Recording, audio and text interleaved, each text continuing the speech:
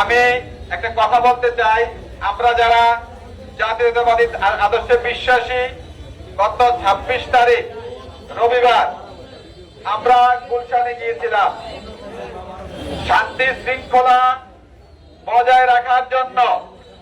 দায়িত্বরত অনেক নেতৃবৃন্দ কচুয়ার অনেকের সাথেই রাগারাগি করেছেন, রাগান্বিত হয়েছেন। কেউ দয়া করে মনে কষ্ট দিবেন না।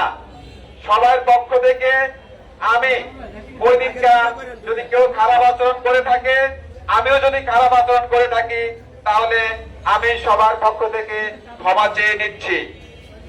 তারপর আরেকটি কথা বলবো, অনেকেই অনেক কথা বলেন। আসলে কচুয়ার নমিনেশনের যে বিষয়, সেটা আসলে অনেক আগেই চূড়ান্ত হয়ে গিয়েছিল। ওই দিন শুধু ছিল আমাদের দেশনায়ক তারেক রহমান, 3টি বিভাগের যারা প্রার্থী ছিলেন তাদের সাথে উনি মত বিনিময় করেছেন এবং আগামী দিনে বিএনপিকে ঐক্যবদ্ধ রাখার জন্য, দলের মধ্যে যেন বিশৃঙ্খলা না হয় এবং যাকে নমিনেশন দেওয়া হয় যেন তার পক্ষে সবাই ঝাঁপিয়ে পড়ে ওনাকে জয়যুক্ত করেন, এই নির্দেশনা ছিল ওই দিন। এবং উনি বলেছিলেন কেউ নমিনেশন পেয়ে মিষ্টি খাবেন না, দলকে বিজয়ী করে মিষ্টি খাবেন। আমাদের তারুণ্যের অহংকার তারেক রহমানের নির্দেশনা ছিল। আমরা ইনশাল্লাহ নমিনেশন পাবো। নমিনেশন নিয়ে আমরা যে নির্বাচন করব, আমরা সবাইকে নিয়ে আমরা নির্বাচন করব ইনশাল্লাহ।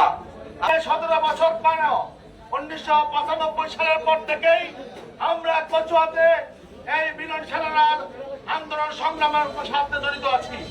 আপনারা দেখেছেন আমরা বিগত দিনে ছাত্র জীবন থেকে জিয়াউর রহমানের 19 দফা কর্মসূচি সারা কচুয়াতে সালাম পৌঁছে দিয়েছিলাম।